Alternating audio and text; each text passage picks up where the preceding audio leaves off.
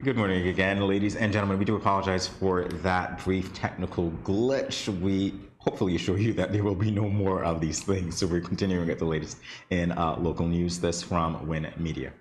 Leader of the People's Action Movement, Mr. Sean Richards, officially announced filing a motion of no confidence in the Prime Minister of St. Kitts and Nevis, the Honourable Dr. Timothy Harris, leader of the Team Unity Coalition and the People's Labour Party. Minister Richards said during a media briefing at the St. Lucia Room of the St. Kitts Marriott Resort and the Royal Beach Casino on Tuesday, April 26th, quote, "On Monday, April 25th, 2002, the majority of members of the Team Unity government formally lodged with the Clerk of Parliament a motion of no confidence in the leadership of the Prime Minister, Dr. Timothy Harris. We expect that in keeping with the rules of Parliament, that the motion will be placed on the order paper for an urgent sitting, and that a sitting of Parliament to hear the motion will be scheduled at the earliest possibility. Indeed, we have been advised that this should be done within 21 days, end quote. Minister Richards shared that any delay in this action would be against the rules of Parliament and genuine national interest. Team Unity is not destroyed despite the lack of confidence in Prime Minister Harris. The minister said, quote, "The philosophy that united our approach is not dead," end quote. Team Unity was and is a coalition of three parties, CCM, PAM, and PLP. Therefore, if one man departs and there remain all the others, or put differently, if three parties make up Team Unity and one has drifted away, Team Unity remains with the two that continue to work together. In other words, there is still Team Unity, but without Timothy, end quote. So that is in keeping with the resolution, I think, that you alluded to before. We're seeing this advance, and perhaps will be resolved one way or the other very, very soon, within 21 days, in fact. Very, very soon. We continue now with story number 2, Awards of Excellence presented to 6 youths of St. Thomas Parish, Nevis. This from Win Media. 6 young people, 3 males and 3 females from the St. Thomas Parish, Constituency 5 Nevis, receive Awards of Excellence on Saturday, April 23, 2022. Mr. Jiva Wallace received an award for his contribution to sports. Wallace was an outstanding athlete throughout primary and secondary school and also represented St. Kitts and Nevis on the regional and international scene. Through his participation at the Caribbean Union of Teachers Games, Carifta Games, and Whitsuntide Games. Ms. Vincia Sturge was awarded in the areas of veterinary health and entrepreneurship. Sturge has been employed with the Department of Agriculture since 2009 and has obtained an associate's degree in agricultural sciences, a diploma in animal health production, and veterinary public health. Sturge is also the founder of Dazzled Studio. Mr. Travis Reed was recognized in the area of firefighting. Reed has been a firefighter in the St. Kitts and Nevis Fire and Rescue Services for the past 5 years. He is empowered to uplift, serve, and protect everyone around him. Recognized in the area of academics and volunteerism, Ms. Kishara Liebert was a successful student who graduated from the Nevis Sixth Form College with an associate's degree in business studies and accounts.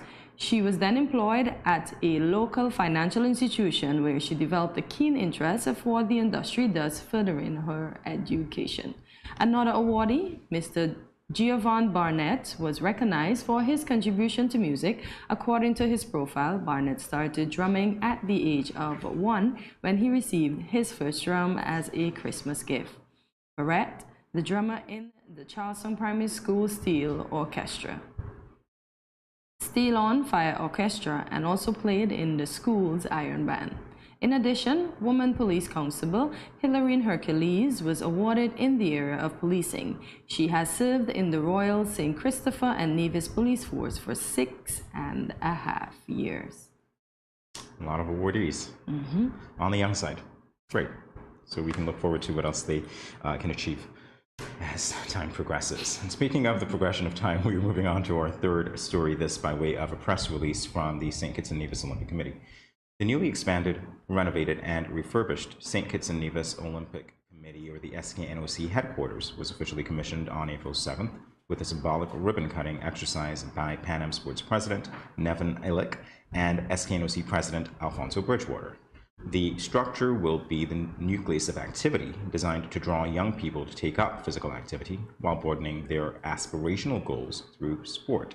The total cost of the upgrades was US $740,000, or approximately EC $2 million. Pan Am Sports made a direct contribution to the construction component with US $400,000. The structure was designed to accommodate future expansion. The SKNOC president said, quote, "This truly encapsulates the Olympic journey embarked upon by St. Kitts and Nevis since the formation of the SKNOC back in 1986 and the eventual approval of membership into the International Olympic Committee, or IOC, in 1993, to our participation in our very first Olympic Games at the Centennial Olympic Games in 1996 in Atlanta, Georgia, USA. Our growth would not have been possible without the energy, enthusiasm, encouragement, and empathy of the successive generations of all here represented today." End quote. The SKNOC aims to promote the general interests of sports in St. Kitts and Nevis while developing and protecting the Olympic movement, educating and training sports administrators, fighting against the use of substances and procedures prohibited by the IOC or the international federations, and taking action against any form of discrimination and violence in sports. This is great.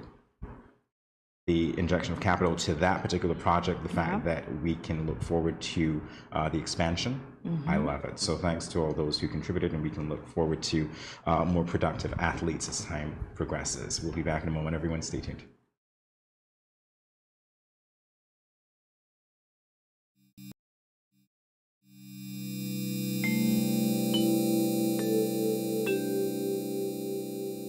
Everyone is encouraged to adopt a healthy and positive approach to daily life. Here are a few friendly reminders. When you go to the local market and food vendors, remember to maintain a social distance of 6 feet or 2 meters apart. And always wear your mask. Always keep your hands clean.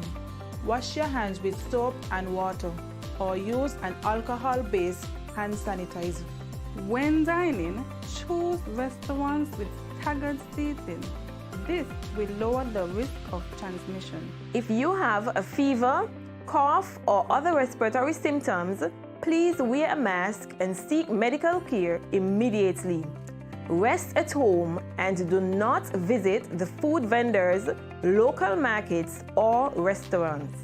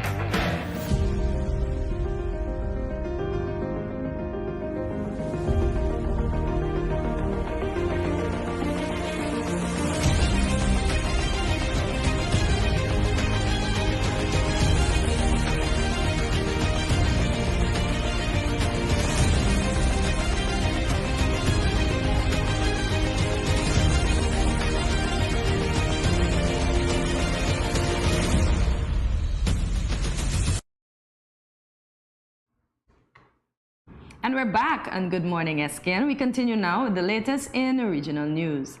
Constructive talks needed on slavery. PM tells Royal. This from the Antigua Observer. Open and objective talks on slavery reparations was the call from Prime Minister Gaston Brown yesterday to the Earl and Countess of Wessex during their whistle-stop tour of Antigua. Striking a conciliatory tone, Brown said he had no desire to embarrass Prince Edward and Sophie on what he acknowledged was a controversial issue. But he urged the royal couple to use their diplomatic influence to help the Twin Island nations seek reparatory justice for both the transatlantic slave trade and the effects of climate change. Brown told the Wessex it was time to, and quote, build bridges, and that compensation in the form of educational opportunities and health infrastructure would be welcomed.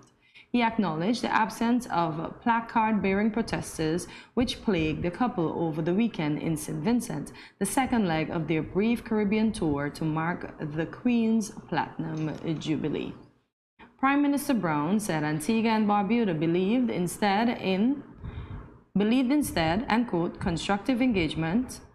The Prime Minister told the Wessexes during a meeting with the Cabinet on Monday morning, and quote, we understand the nature of your job is not to get involved in any contentious issues, but it's important for you to understand these issues so you can use your diplomatic influence to help us achieve the reparatory justice we are seeking here in the Caribbean, end quote. All right, interesting story. We'll see how it develops. We're moving on to a similar story, actually. This one from Reuters.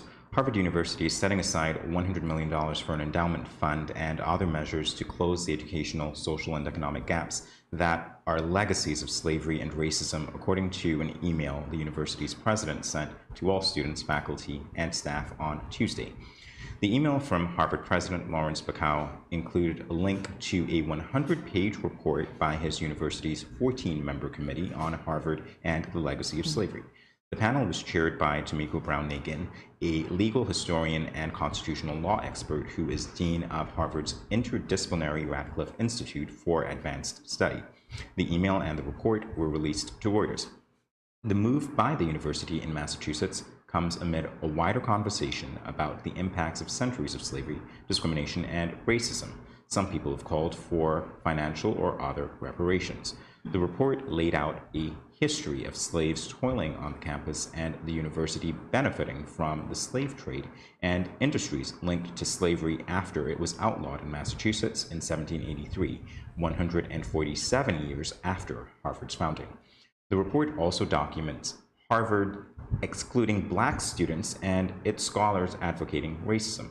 While Harvard had notable figures among abolitionists in the civil rights movement, the report said, quote, the nation's oldest institution of higher education helped to perpetuate the era's racial oppression and exploitation, end quote. So Harvard is acknowledging. The slave talks continue. Yes. Wow. Indeed. Well, that's the bright side of the morning for you with the latest. We will be back with a little more light, a little more brightness, definitely the sunshine on the other side of this break. Stay tuned. Are we bringing it into the studio, the sunshine? The sunshine is always here at Kortensia. Okay, I'm just making sure we're not bringing extra sun. Good morning, SKN. You got it. The sunshine is always here, guys. We'll be back in a flash.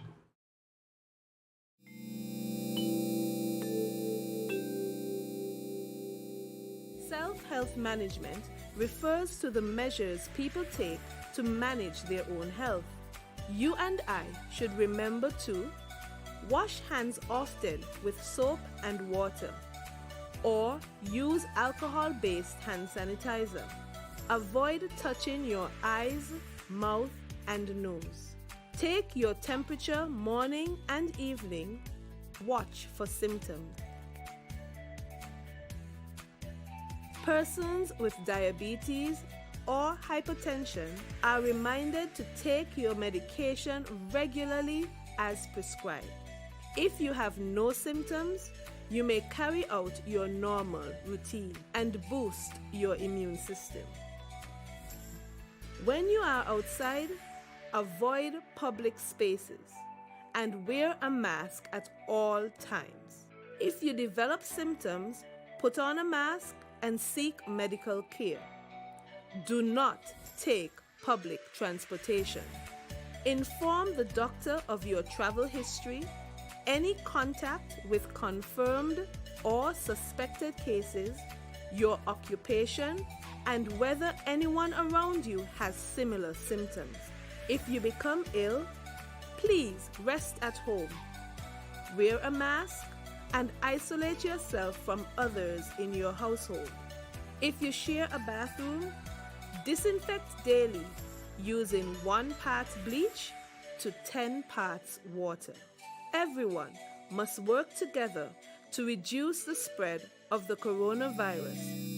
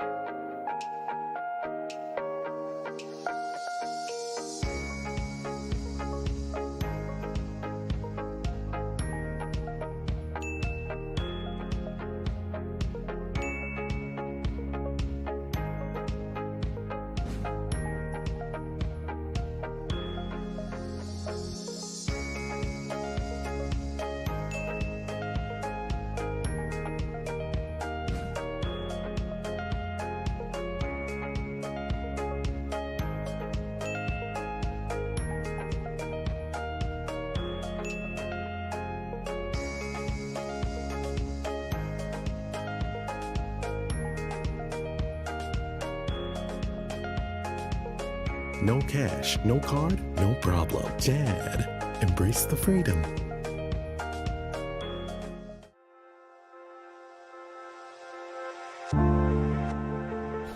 I wear a mask because I want to protect my child, but also I want to protect his classmates and his teachers.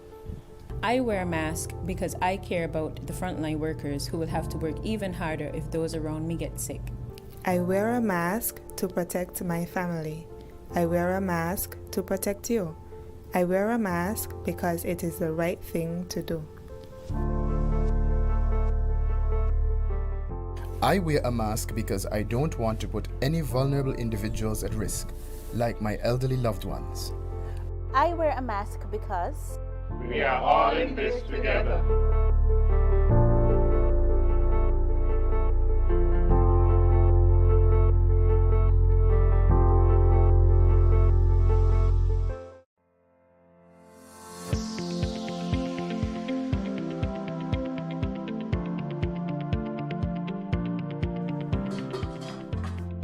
As a hypertensive patient, in my home, I reduce salt intake by not adding salt during the preparation of my food, not having a salt shaker on my table, limiting the consumption of salty snacks, and choosing products with low sodium content. That's why I am salt smart.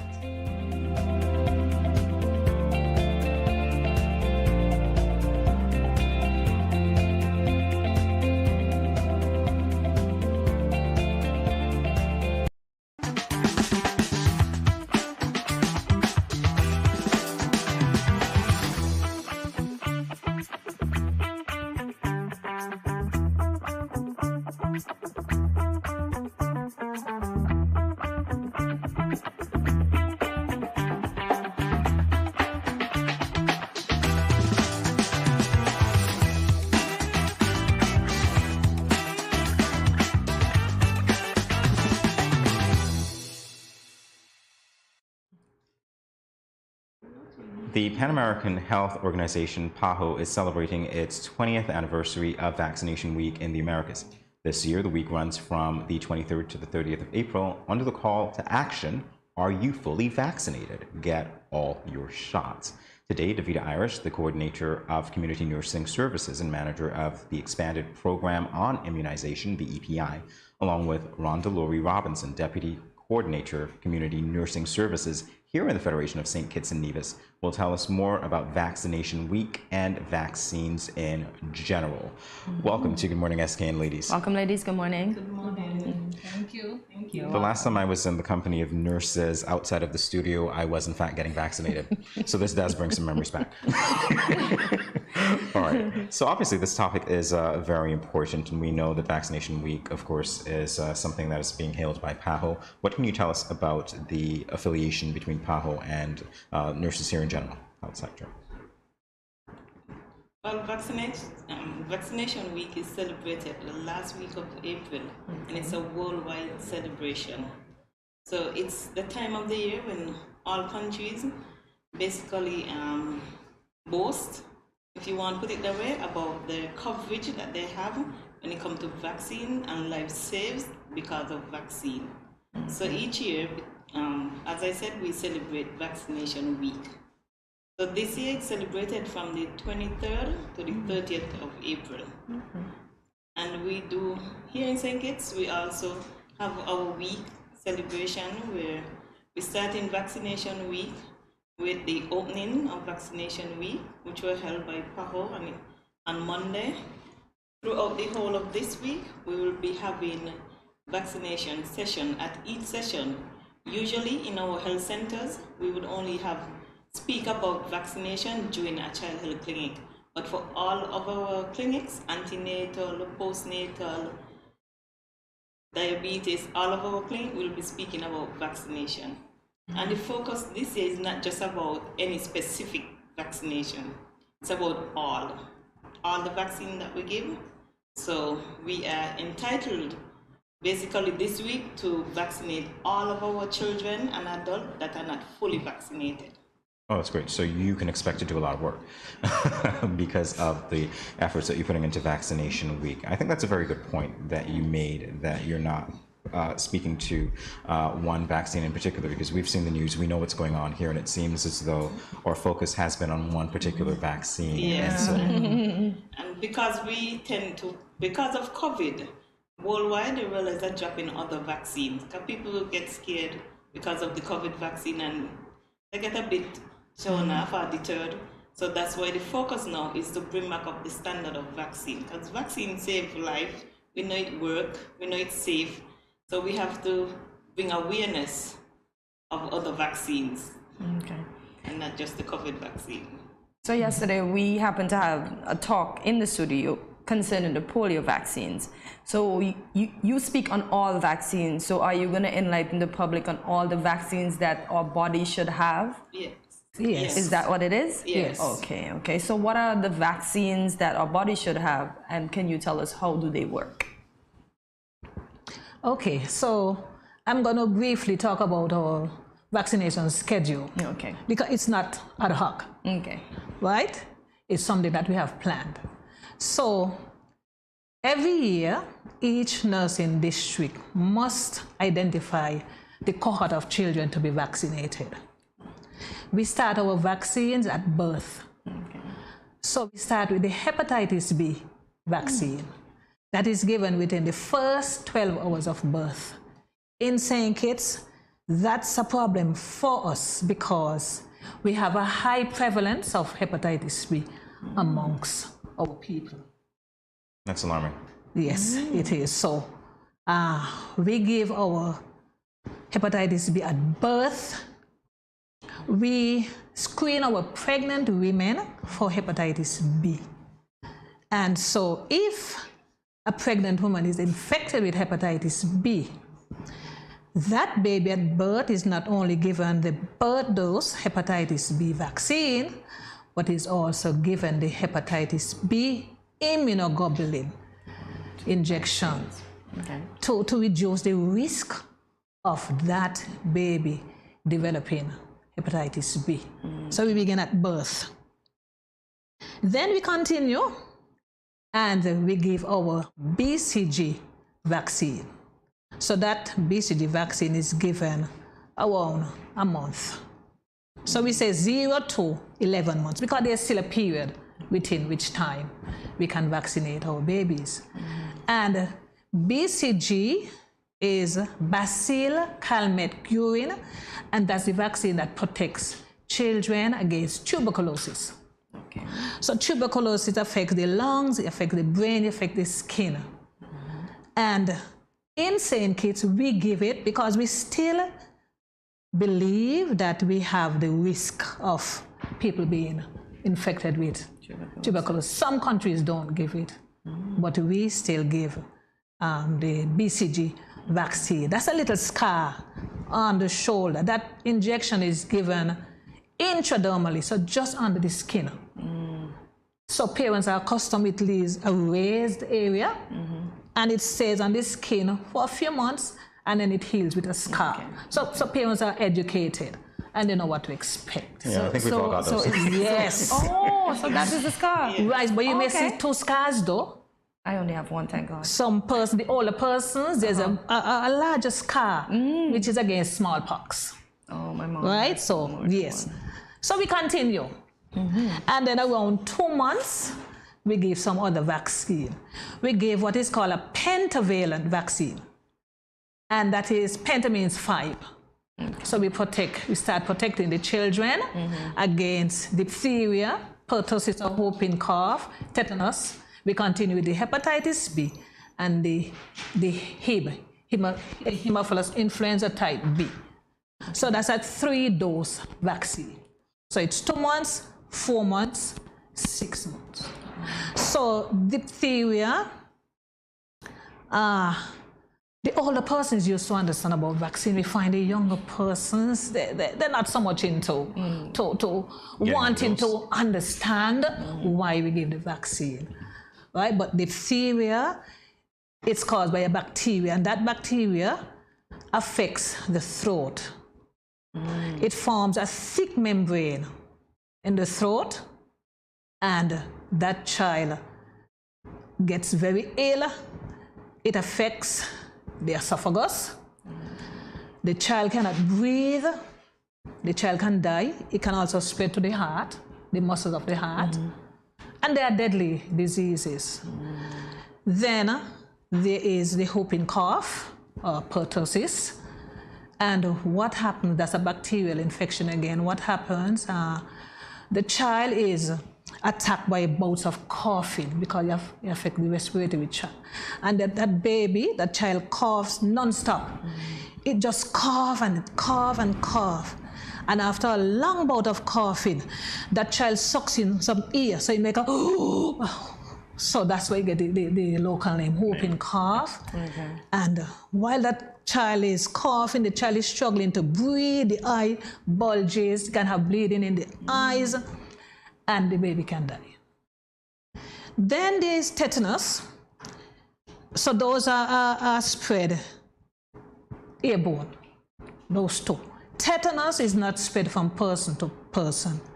Tetanus lives in the soil.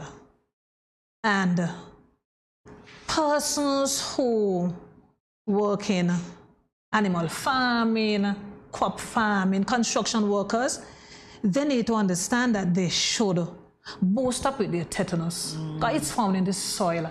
And it becomes exposed if you have a punctured wound or a laceration. You know, the tetanus lives in the soil and it can get into the wound and cause toxin to develop.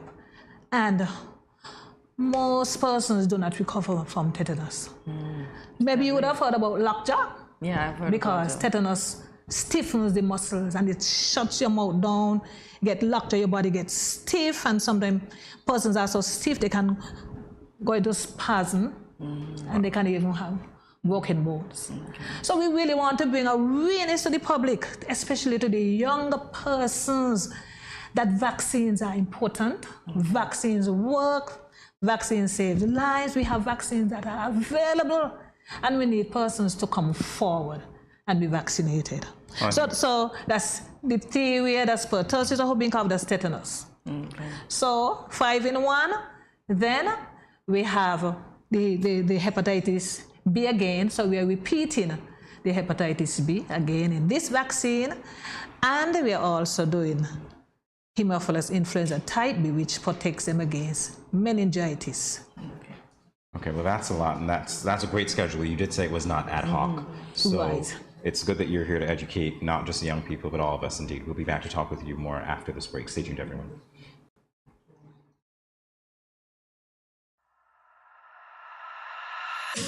I'm here to St. Kitts, Nevis, with a name from us I represent for the Ministry of Health. Yeah. Respect the COVID protocols. In a time like this, all for one for all. St. Kitts, Nevis. Don't forget your mask. Wear it everywhere you go. Sanitize before and after everything you do. Cause you never know what's on the surface or the places to go. Maintain a safe social distance between me and you. Keep calm and stay focused. Don't be a fool, seek the facts first. And boost your immune system up. Don't wanna lose no more of us. Mask up, furlough, sanitize, observe the protocols all about. Be wise. Mask up, furlough, sanitize. Me family fitting boat. Blessed love and greetings. This is Infamous, and I am here to encourage every Kititian and Nivision to remember that we have our part to play in the fight against COVID-19. So sanitize, wear your face mask, practice social distancing, and go and get vaccinated. For me no know about you, but me love think it's bad. Easy no man.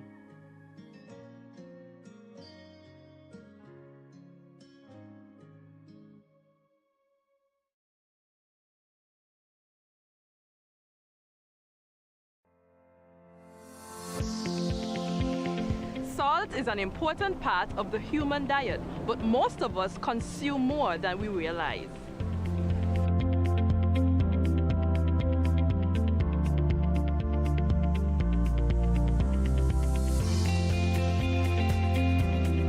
When growing your savings, where you save matters more than you think. Dare to compare and see for yourself why you should start saving and investing at First Federal Credit Union. You don't have to settle for cents. Let your money make sense. Reap a higher return by stashing your cash in a high-yield savings account or term deposit and earn up to 4% interest on your money. At First Federal, we say yes.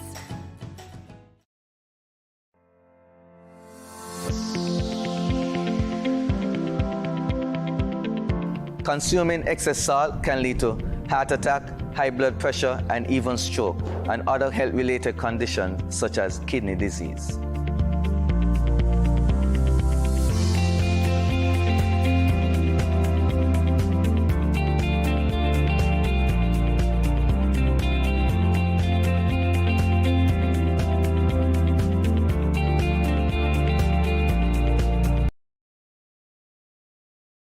Welcome back to Good Morning SKN. We are speaking with Davida Irish, the Coordinator of Community Nursing Services, and Rhonda Laurie Robertson, Deputy Coordinator Community Nursing Services, as we continue our discussion about Vaccination Week in the Americas. Wow, vaccines, the scars, vaccines. So what are some of the most common type of vaccine myths, and why are they scientifically incorrect? Anyone? It's like, who gets this one? And some persons think because they're not seeing certain diseases, there's no need to be vaccinated. And that's not true.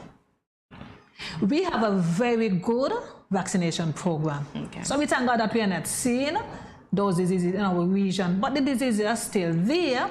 And we have to remember that we travel. Right? So these illnesses, they're only a plane ride away. So we have to continue to vaccinate. It doesn't matter that we are not seeing the diseases in our region. We must continue to vaccinate. So that's one of the myths. People think because who is getting sick from polio? Why vaccinate? But we need to continue to vaccinate. So that's one of the myths. Is that the biggest one? Yes. Okay. Seemingly. Okay. Yes. Because we have to think about it this way. Up to 2017-18, when we had the breakout of MMR, of measles, and we know people travel from America, come to St. Kitts all the time, but we have pockets of people here that are not vaccinated with MMR, because we would never get 100%. That is true, because we always gonna have person that opted to take the vaccine. Different cultures said no, different beliefs, then believe in vaccine. So we have to be very careful of. We may not see measles in St. Kitts, but it's out there. And as I said, we travel. So then the question that I have for you is, when we are talking about vaccination week, and as you said before, countries can boast of their vaccination rates, is that one of the ways that you are able to, say, use the data to compare where you need to be in terms of goals? Yes. Vaccination? Yes. Okay, well, that's good to know. Yes, because we have our target population. So we're able to say if it was 95% coverage, 100% coverage. So we have a track record of doing a great job. And you're boasting. So we can really boast. Yes. We can really boast regarding our EPA program. You know, even though we are having some challenges where we are finding that more persons now are refusing to vaccinate their children, we are still up at the 95 and over. So let's talk about that in terms of the myth concerning vaccination. Is one of the myths that you've had to fight against that vaccinations can induce illnesses as opposed to helping? Is that an actual myth, or is that something that the risk of it happening is so low that people tend to focus on, well, it's going to be greater if I do get vaccinated? Yes. That's another myth. Persons think that when we vaccinate, we are making persons ill. And that's not true at all. Vaccines have to be manufactured. Vaccines are studied. Vaccines are tested and tried. Vaccines are proven to be safe. Vaccines do not make people ill. However, when we vaccinate persons, there are sometimes some what we call side effects, common side effects, where there may be a low-grade fever, a little pain at the injection site, a little redness. Those are the common things that we associate with vaccine. We have never had any serious side effect, any serious adverse event from our vaccine, and those are things we monitor for. So that's a myth. We want the public to know it's a myth. Vaccines do not make you ill. They're just some minor symptoms associated with vaccines that we can overcome by just taking fever medicine, pain medicine. So we're asking you, the general public, to come forward and be vaccinated. Parents, please allow your children to be vaccinated. You're doing your children a great ill when you do not allow them to be vaccinated. Remember, your children are going to travel, they're going to go to far places, they're going to go off to university. They do not allow them in university unless they are vaccinated against certain diseases. And what about the green card, the American green card? Remember that too? When they give you the green card, you must be vaccinated against certain diseases. They don't want you to come into their country. Right, because they're thinking that you're coming from these countries and you're bringing diseases into their country. So vaccines are important. So Nurse Robertson, you also mentioned about boosters while we were talking during the break. Can you expound on that? Yes. So if I could quickly continue with the vaccination schedule. So the initial doses, the primary doses, 2 months, 4 months, 6 months. Then at a year, we give the measles, mumps, and rubella. Then at 18 months, we boost up again with the DPT and the polio vaccines. Then again, at 4.5 to 5 years, we boost up with those same vaccines. Then there's a break until school leavers, say around 16 years. We boost up again with the diphtheria, the pertussis, the tetanus, and we continue to give adults. We are having a challenge with our school leavers. In my time, the teachers were in charge, and everybody had to go to the health center to be vaccinated. We were taken to the health center. If the nurse comes, everybody had to be vaccinated. Now it's a challenge. Most of our children, they take it if they want to.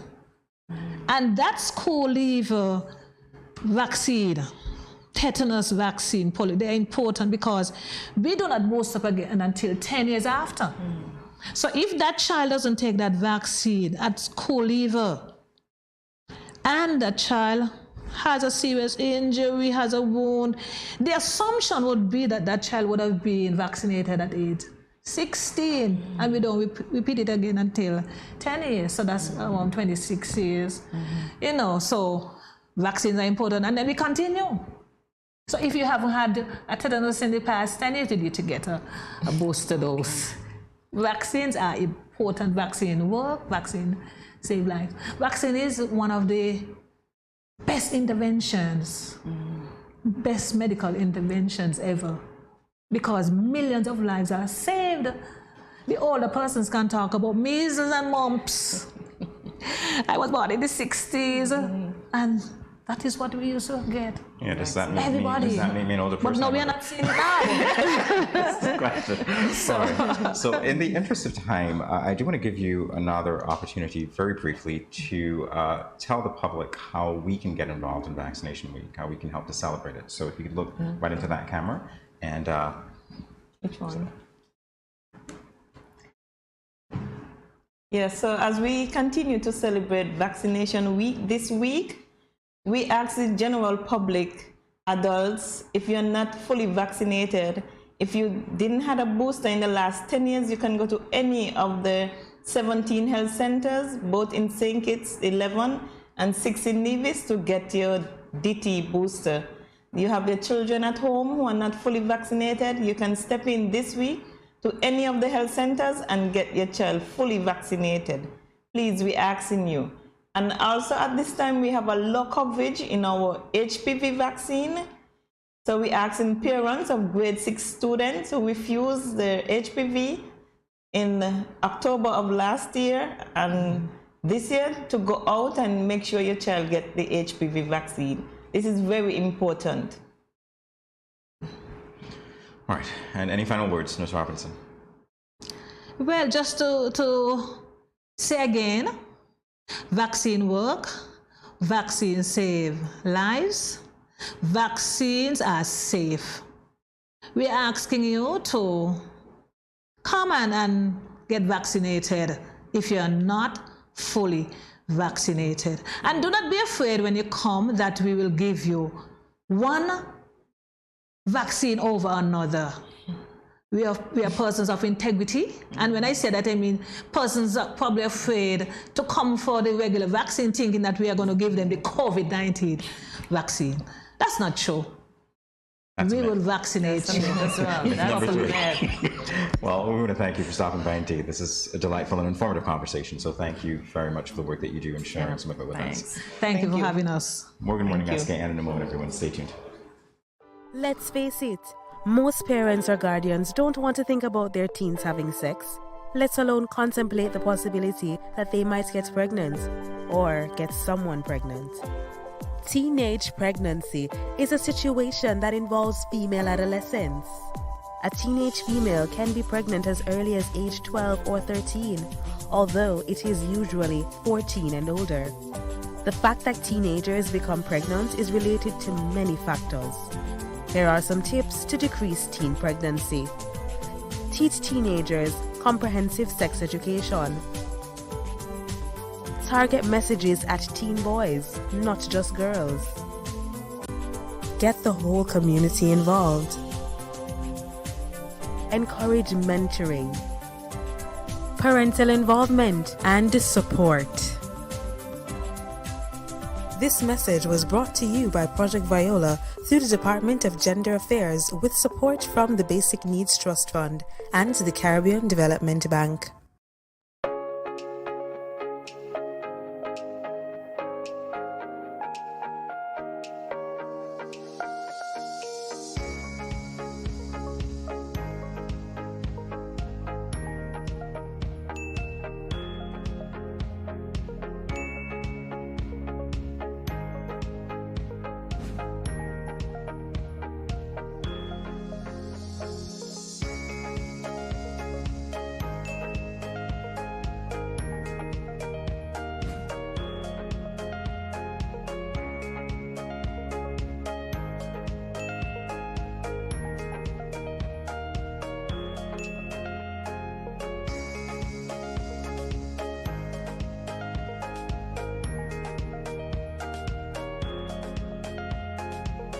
No cash, no card, no problem. Dad, embrace the freedom. been 6 months now and Glenn hasn't been working. His attitude has completely changed and he's been leaving the house every day for hours and liming with his friends and coming home drunk and causing confusion. Gloria, this is what you cook today? This is not enough food for a big man like me. But Glenn, it's been 6 months now. You haven't given me any money to shop for food. Okay, so what you want me to do if my boss ain't called me out for work as yet? Look for a different job now. What you just said to me? Get a next job. What? Help! Let me Let go! go what? You see where me at me. Let go what? Watch your mouth with me now. The weekend mom and dad fight. When are they going to stop? Domestic violence is not just physical, it's mental, emotional, economical, and psychological. If you, your friend or family member is being abused, you can contact one of the numbers listed below for help. Department of Gender Affairs 662-5492, Special Victims Unit 662-7077, Counseling Unit 465-5000. This message was brought to you by the Department of Gender Affairs in collaboration with the Ministry of Health and the Pan American Health Organization. Has anyone ever touched you here, or here? Well, these are actually bad touches, not good ones. And so, if anyone ever touches you in these areas or anywhere else that makes you uncomfortable, you must say no, then go and tell. Say it with me. Say no, then go and tell. This message was brought to you by the Department of Gender Affairs in collaboration with Probation and Child Protection Services, the Ministry of Health, and the Pan American Health Organization. You ever hear Earthquake call and say, "Hello, Miss Lee, yes, it's me, Earthquake, I coming Tuesday around 10? No, sir. Earthquake does arrive unannounced, and when it come, it shake all sense and sensibility out of we. Remain calm, stay inside, and do the DCH. Drop, cover, hold on. Once the shaking starts, you know it's earthquake. Make a quick move to a safe place. Don't run to the door, we are in the exit. Stairs might block up or full of people. Elevator, avoid that, because you might get in and poof, power gone, and you're stuck in that box without ear. Take cover under a strong table or a bed, or crouch against an inside wall or in a corner, and cover your face and your head with your arms. Remember, DCH, drop, cover, hold on. Glass windows and doors, outside walls and doors in an earthquake, bad news. Take care yourself. Most injuries during earthquakes happen when something drop and hit people entering or exiting a building. Last thing, nobody run outside and ask, you feel it, you feel it? Remain calm, stay indoors until all the shaking stop, and do the DCH, drop, cover, hold on.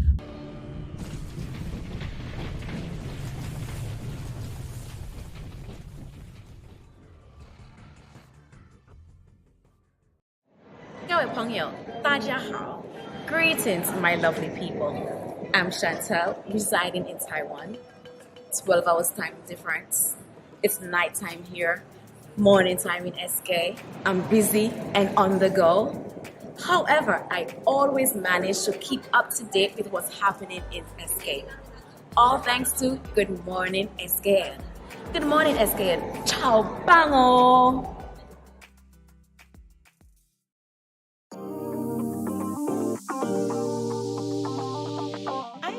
Veggies for dinner. Let me just check the amount of sodium in this can. Oh no, this is too much. Let me try our next option. They did say it's healthy to consume less salt. This is much better. I am salt smart.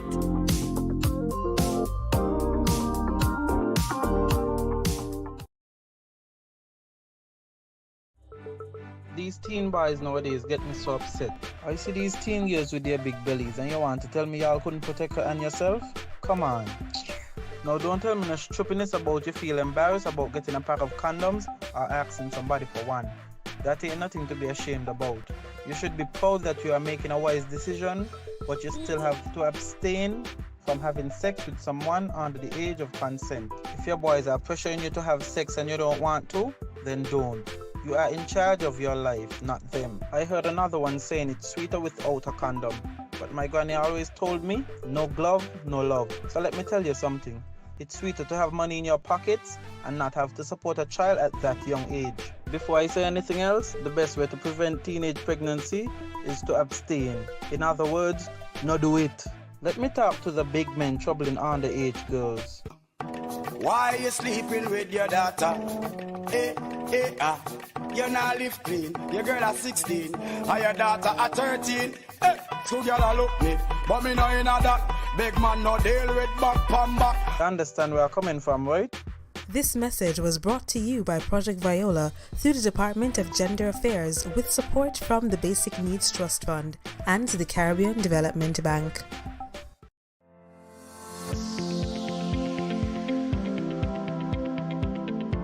Do you know that common baked goods such as bread and crackers are high in salt?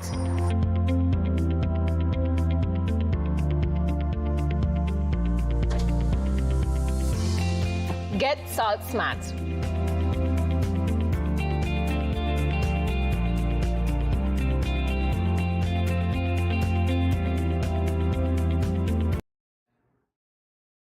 If you're just joining us, you are watching Good Morning SKN. It's time for our Youth Empowerment segment. Today we are featuring Keandra Pemberton. She recently became a certified digital marketing professional. Keandra is a digital content manager, an entrepreneur, part-time dance educator, and certified makeup artist, and so much more. Join us in welcoming Keandra to Good Morning SKN. A pleasant good morning, Keandra, and welcome to Good Morning SKN. A pleasant good morning to you as well. I'm happy to be here. How are you today? I'm a little nervous, but I'm doing well. Thank you. So what motivated you to become a certified marketing professional?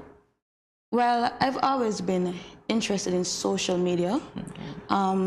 It's been a part of my life as long as I can remember. And I got employed at a marketing agency. Originally, my role was just personal assistant tasks, but it transitioned into me managing social media for a variety of clients. And in doing that, I found a new passion, and I decided to pursue it on a higher level. So you found something that you were good at that you probably never had an interest in before? Or did you have an interest in it before? I wouldn't say I didn't have interest, but I did not think like that could be a career. I was actually on the path to study law. I did my associates in law, and I don't know, I guess life had other plans, so I just took it by the horns, and then I just ran with it. And it worked for you? It worked for me, yes. Well, you're doing a lot of things, obviously, because when Kortensia read your bio, it seems like, okay, there's so much more to you. So it doesn't surprise me at all. How do you find the time, though? Honestly, I don't know how. Sleep is very limited for me. But I find that this is the time in my life where I should be pushing towards achieving my goals so I could enjoy the later years, you know? So that is what motivates me. I always wanted to make my mother proud too. So I have a lot of driving forces that encourage me to kind of push past the fatigue, the tiredness, and to achieve like greatness. I love that. I love that. So tell us about your experience making the course from the Digital Marketing Media Institute. Sorry. So I started the course in September of last year. We had 6 months to complete the course materials and a 3-hour exam. If I'm being honest, I wasted about 5 of those 6 months. Wow. And then the month before I was like, Keandra, it's either you crack down now or you would have wasted all that money. So I doubled down. I went through all the course materials. I did all the available quizzes. I really pushed hard. In a month? Yeah. Okay. And then I took the exam about 2 days before the deadline. Ran into some technical issues, had to reschedule, did it the day before the deadline, and I was able to pass with a pretty good score. They said I scored within the top 7% of the course. I was shocked because I did not feel mentally prepared, but it was a great experience for sure. So would you say procrastination helped you to get to the grade that you Honestly, probably, but I would not recommend it. I would not recommend it. I'm looking at you. I'm like, say no, Keon. Yes. Do not procrastinate. But it personally drove me to completion because without like that push, like Kendra, you have a month, you need to do this. I probably would have just skated so personally for me, but don't do that. Don't do that. Yes. All right, From so the expert. from the expert procrastinator. Yes. Let's talk about the way that you've been able to apply some of your knowledge, because obviously you worked in this field before. You've been working for a while.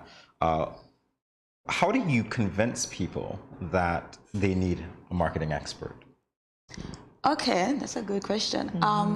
I find that digital marketing in particular is still kind of an unexplored field here in St. Kitts. We have a lot of marketers, but upon doing the course, I realized how different digital marketing is to marketing. There's a wider audience that you can reach. I find sometimes we might think on a local level, but there's like a global reach. So digital marketing. So I would really encourage small businesses and the large corporations alike to really consider getting a digital marketer, because the potential reach for their business is exponential. Well, that makes a lot of sense indeed. Yeah. So can you share with us some of your experience in the marketing industry thus far? Okay, yes. As I said, I worked for an agency. It's called Open Interactive. Okay. I've mainly dealt with local clients. I've dealt with cable, the Ministry of Justice and Legal Affairs, the Ministry of Entertainment and Talent Development, mainly governmental clients and a few corporate clients. But I've actually gotten the chance to engage with international brands. We staged the Caribbean Investment Summit twice, and I was able to be a part of it in the second year. And I got to meet people from all around the world, make connections that probably would not have been able to make otherwise. So I would say it has been a really rewarding experience working there. Good. So do you see yourself going global? Are you going to remain in St. Kitts and ensure that this is pushed in our island, or are you going to go overseas? Well, I definitely plan to go overseas to study, but I hope to return because I definitely think we need these kind of individuals in our market. Good stuff. I'm not opposed to like branching out, but I feel like we need to cultivate what we have here. Yes. Good answer. Great answer. I'm going to say yes, Keon. All right, we're going to take a quick break, but we'll be back to talk with you on the other side of it. More Good Morning SKN in a moment, everyone. Please stay tuned.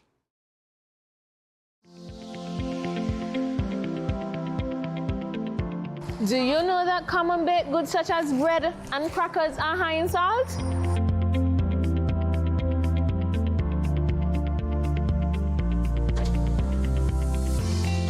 Get Salt Smart.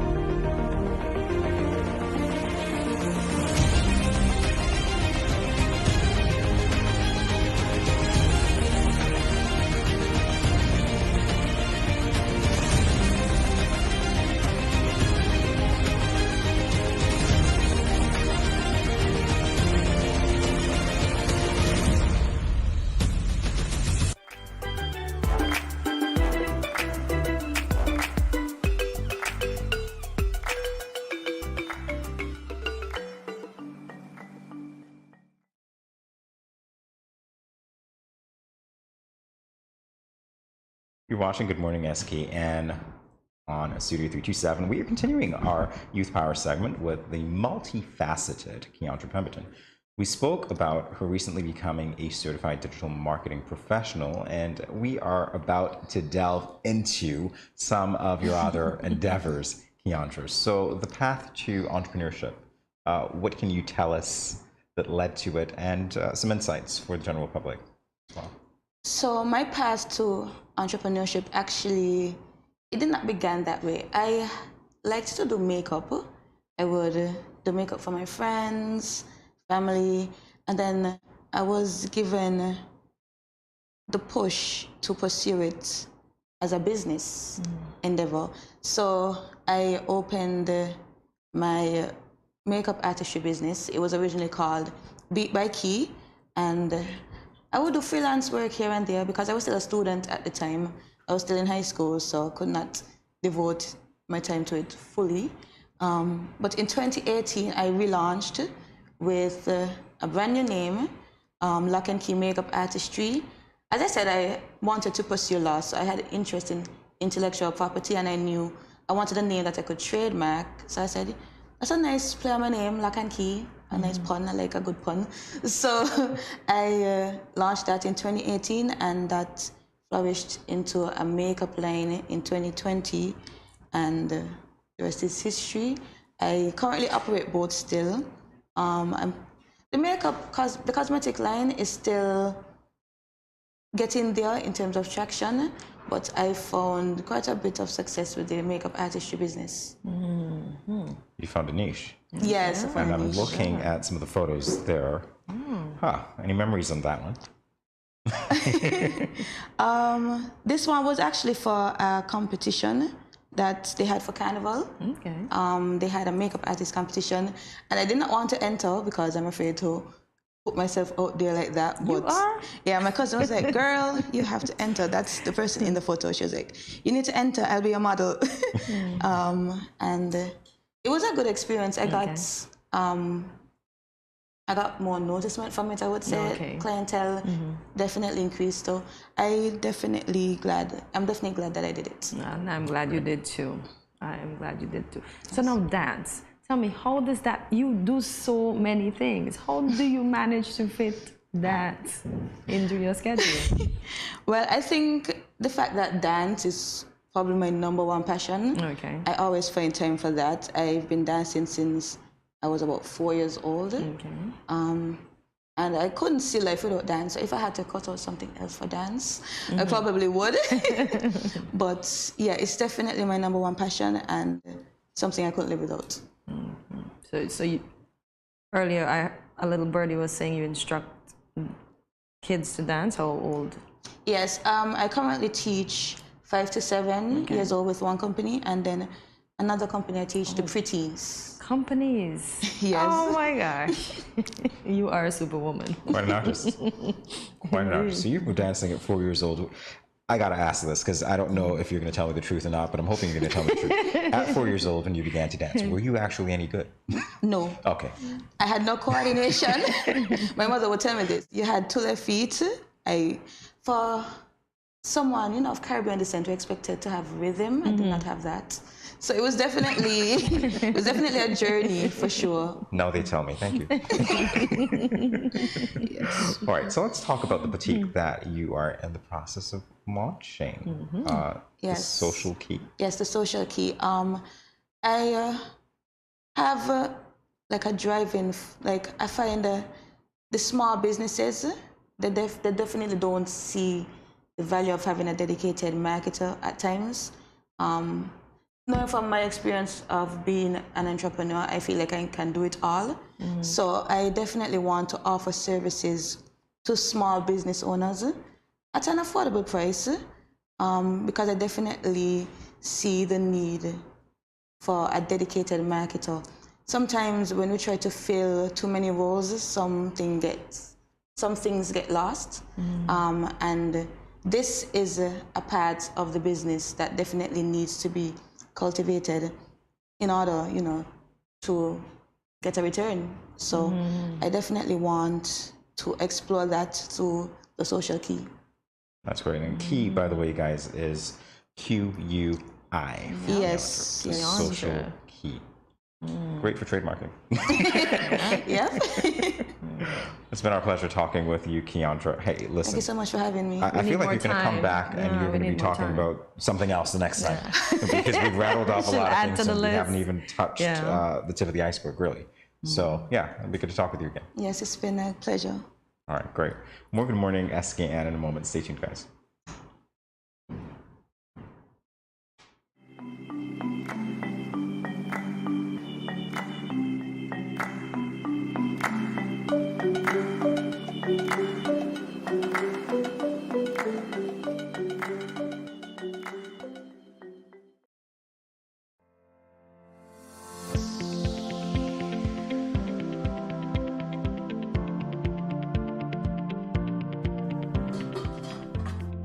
As a hypertensive patient, in my home, I reduce salt intake by not adding salt during the preparation of my food, not having a salt shaker on my table, limiting the consumption of salty snacks, and choosing products with low sodium content. That's why I am salt smart.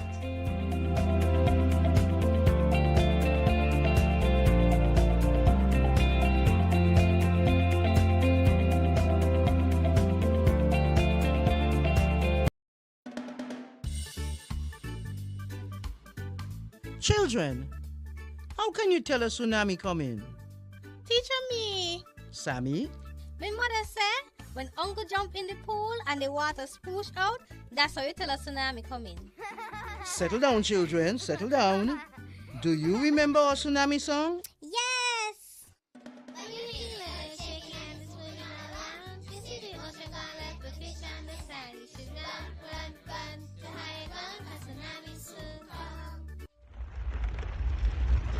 Mommy, Uncle not here and the other shake. Hush your mouth. Daddy, Uncle not here and the sea gone. Who cares? You don't see all them free fish? Quick, give me the bag. This is how you tell a tsunami a come. Teacher says so. I would have failed in school, you know. Sammy, come, let me go. They would have failed anyhow. Let me run, see Sammy.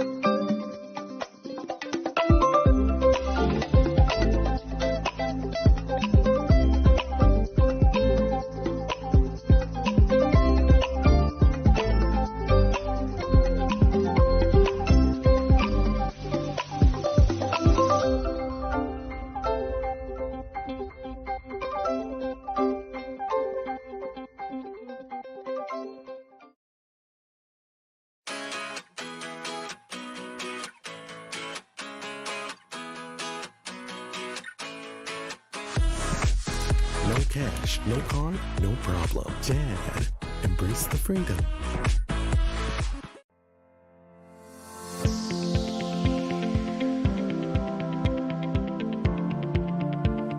If you gradually use less salt, you will gradually want less salt. Eating less salty foods will reduce your cravings for salty foods. Let's get salt smart.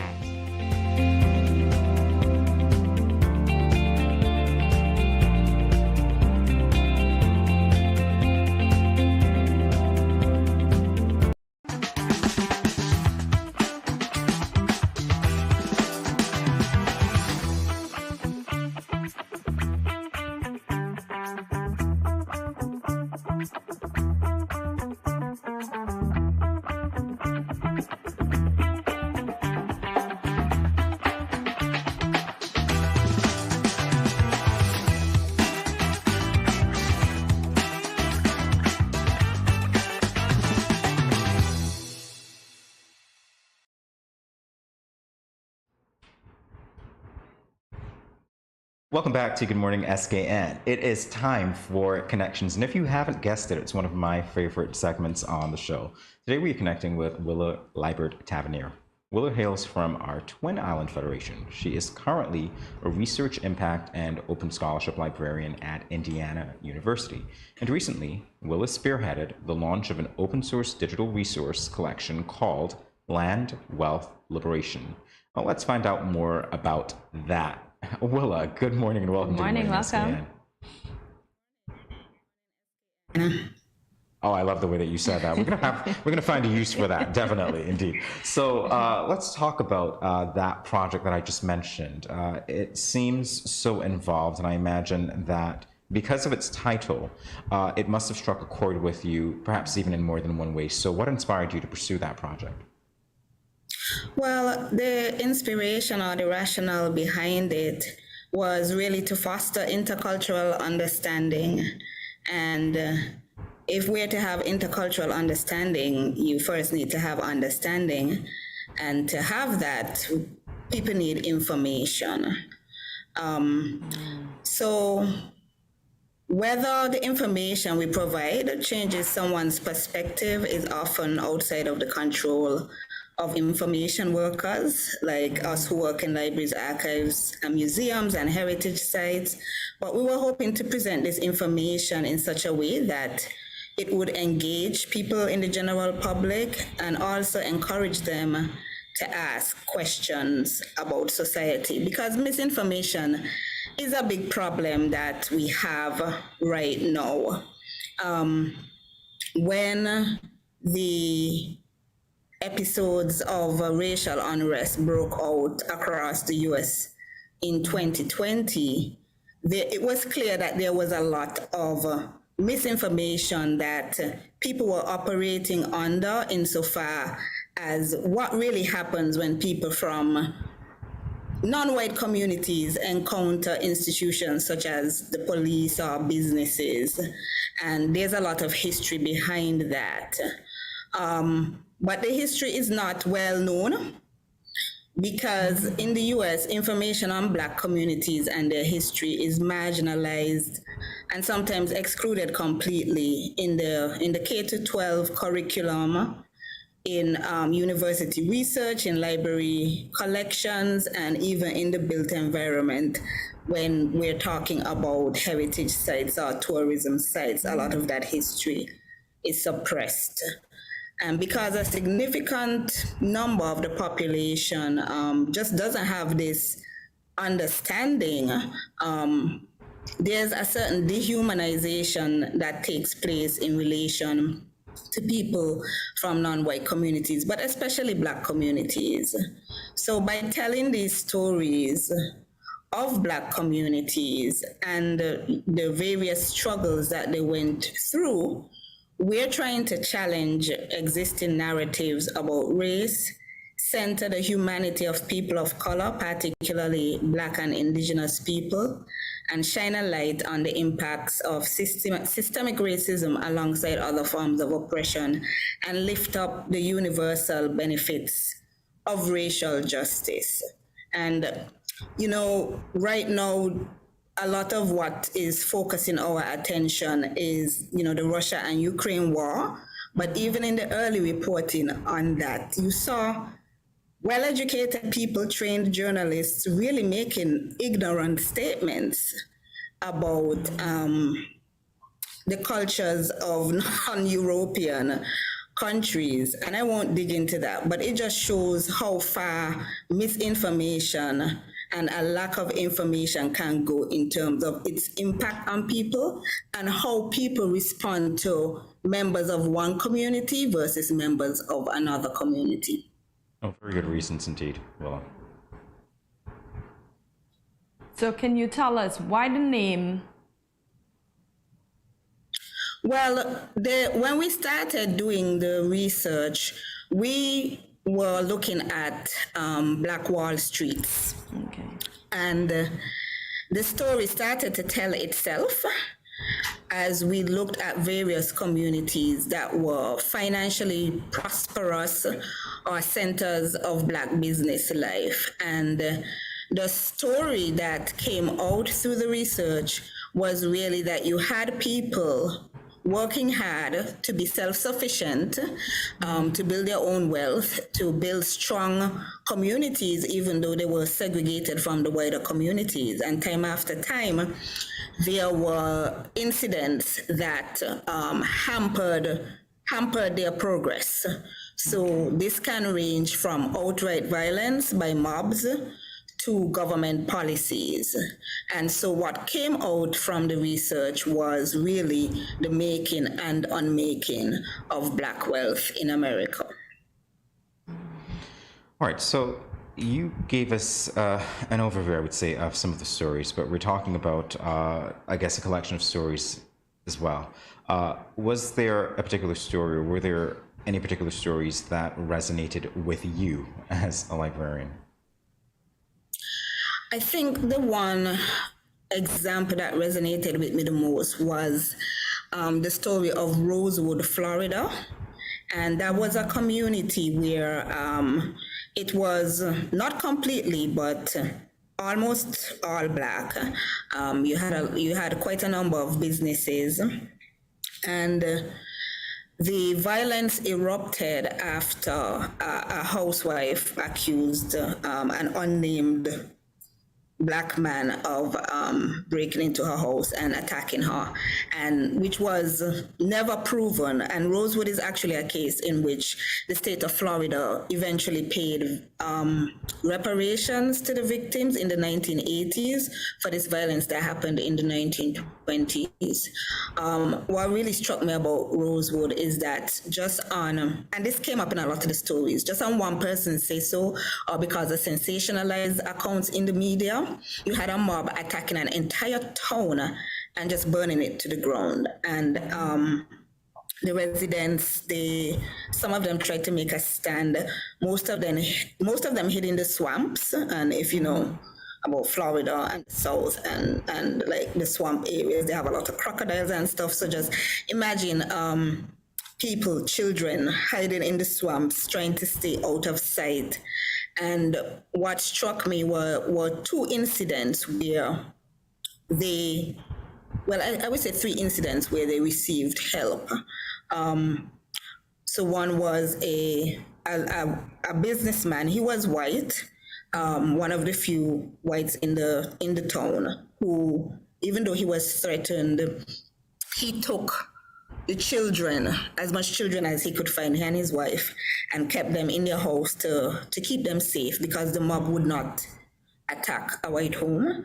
And then there were two brothers who conducted a railroad, and the primary source accounts relate that they knew the names, they knew everybody in the town, and what they did is they drove their train up the tracks very, very slowly, blowing their horn and shouting for the people to come out of the swamps so that they could get them to safety. And so they took all the women and children up to Gainesville, where the Black community of Gainesville then took them in. And it stood out because it was clear that these people who took these actions, they were white just like the people in the mobs were white. But what stood out is that they clearly knew the people in the town. They had relationships with them, they knew them well, and they saw them not as separate and apart, but as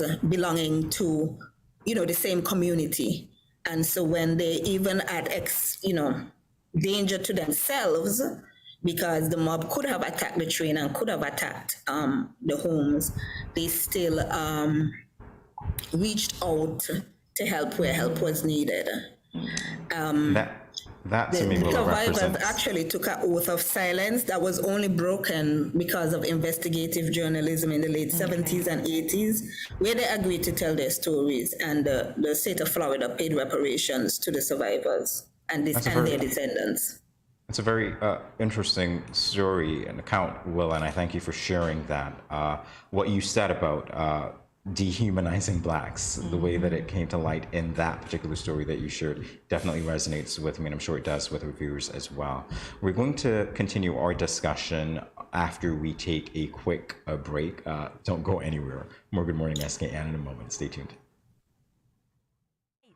I got a hot date.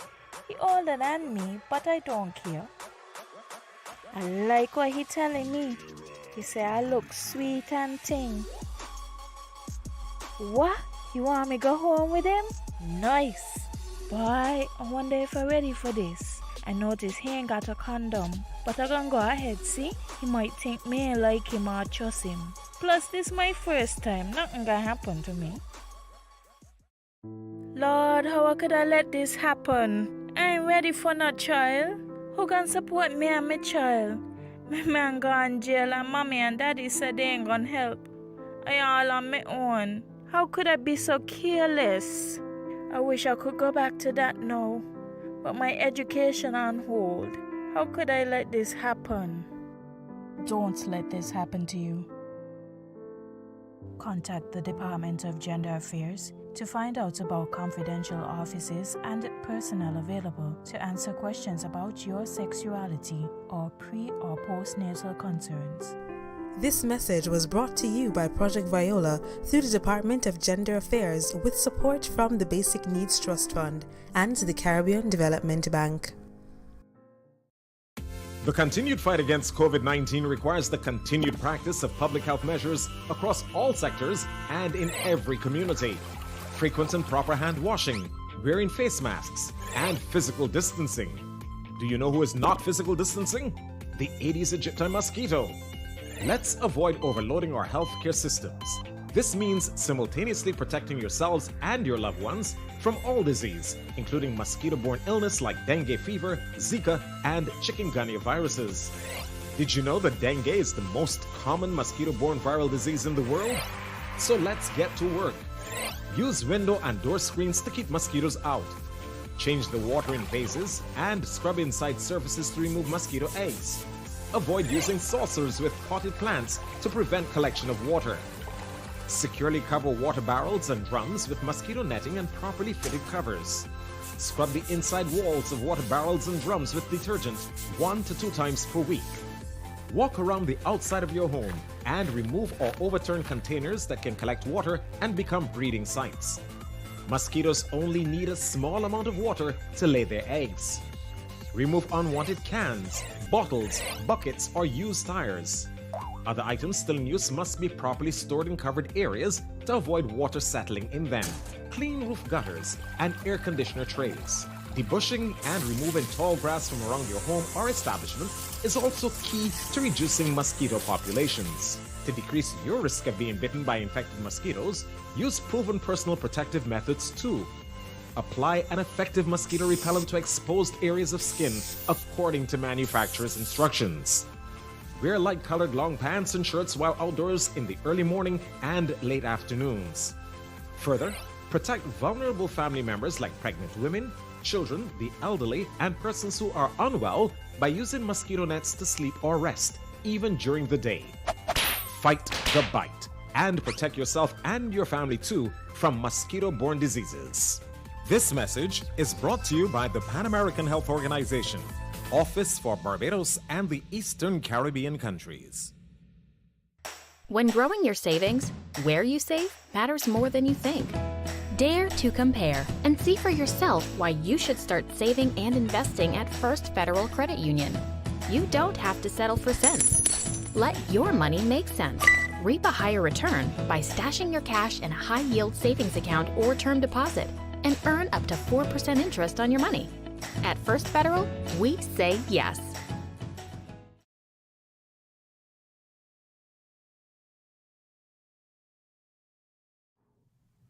Welcome back to Good Morning SKN as we continue our discussion with Willa Liebert-Tavernier, a research impact and open scholarship librarian at Indiana University.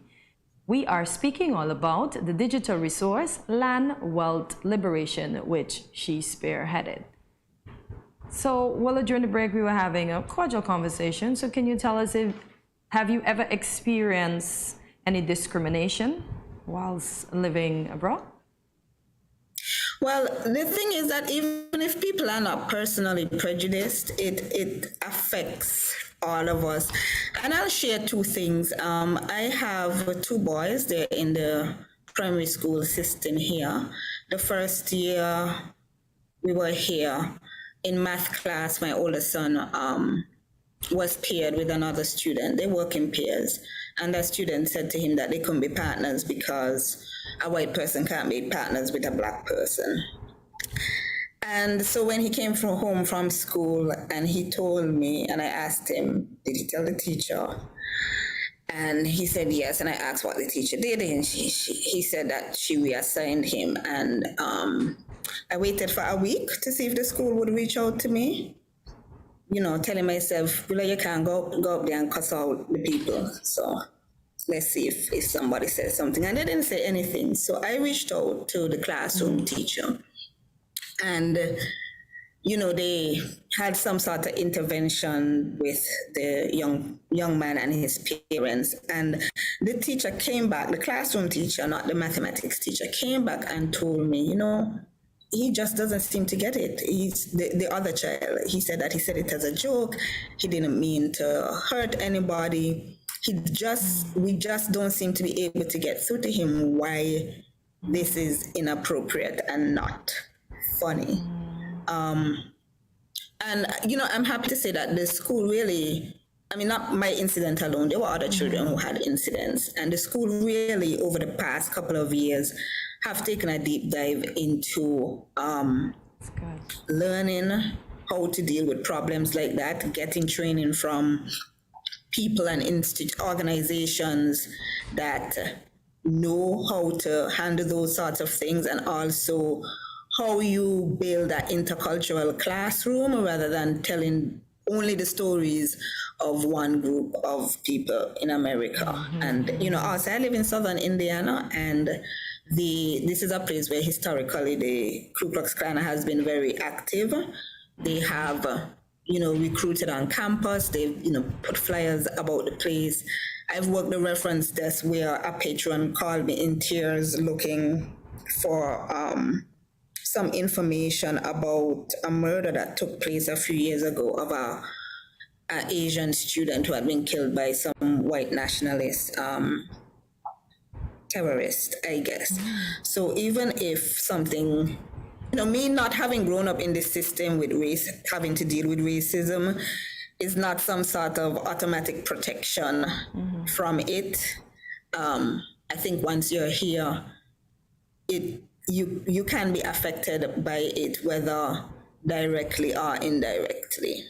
Okay. And that's a very solid point, because when I listened to you before, I was thinking, when we hear about social injustice and racial discrimination and racial injustice in America, I generally think of, well, those are Black Americans, but I've never actually gotten to the point of thinking there are migrants or immigrants, people from the Caribbean who are part of that culture now and obviously have to face some of those fears as well. And when you spoke earlier, it did resonate with me, Willa, and having the thought of you to explain what racism is to your young boy in that way, it says to me that your work is so very important.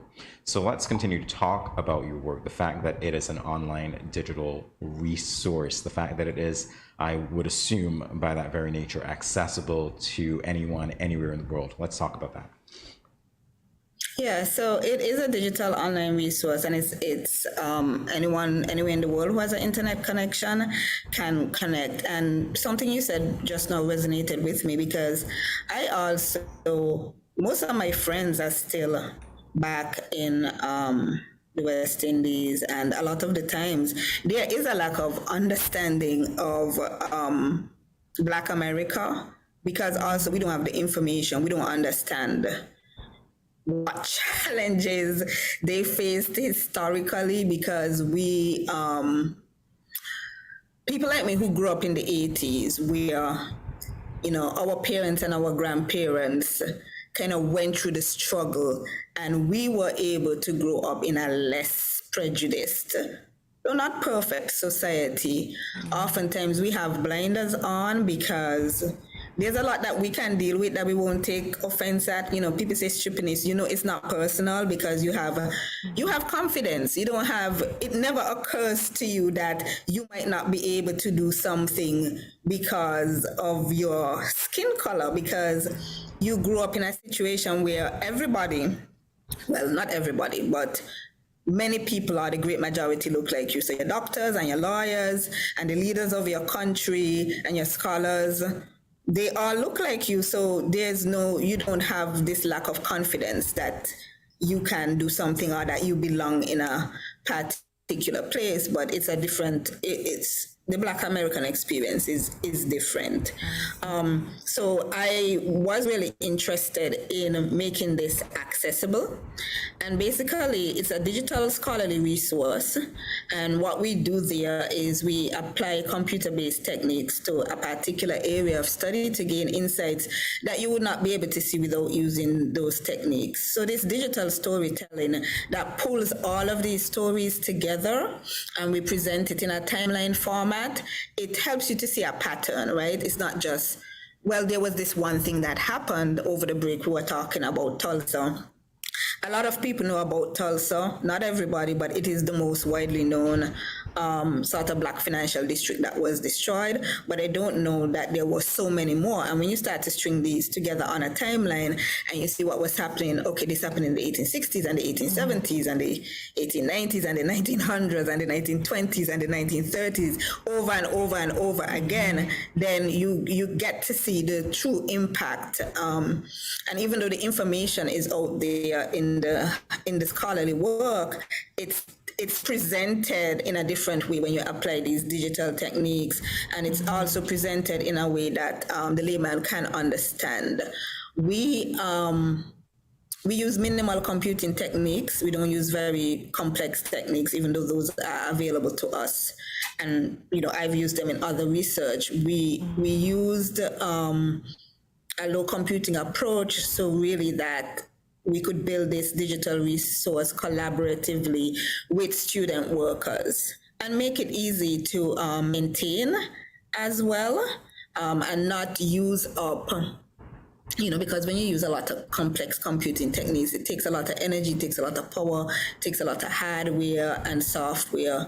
We wanted a minimalist approach, both so that our students could grasp the methods and develop those skills as an entry point into digital skills, and presenting it in a way that's easily understood by the general public. Okay. So there's a timeline of events, as I mentioned.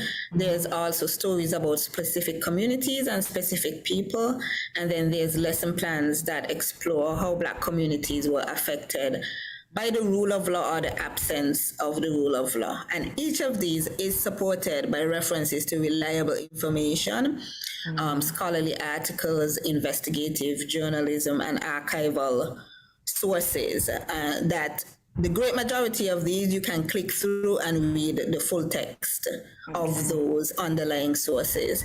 And this is important because, as I mentioned earlier, there's a lot of misinformation online. It's really easy for someone to make a video, post it on YouTube or TikTok without referencing any sources whatsoever for the information, but people believe it. And I like the fact that you are there. I hate to jump in, Willa, but we are actually pressed for time. And you've actually, yes, the work that you have, you've been talking about is very important, but I don't want that to be the only thing we talk about, because we have you here and you are actually an author as well. We want to talk about your book, Pink is for Boys. Interesting title. What can you tell us about the title and the book? Sure, I'd be happy to. So Pink is for Boys is a little book I wrote that was based on interactions with my older son and my best friend's older daughter. And it was really interesting to see how children get gender stereotypes, even if we don't say things explicitly to them, or even if we think we're actively working against these stereotypes. They're out there in the society. And I don't think that we should put that sort of pressure on young people. I mean, you're going to exclude a whole half of the population from wearing a certain color or doing a certain activity.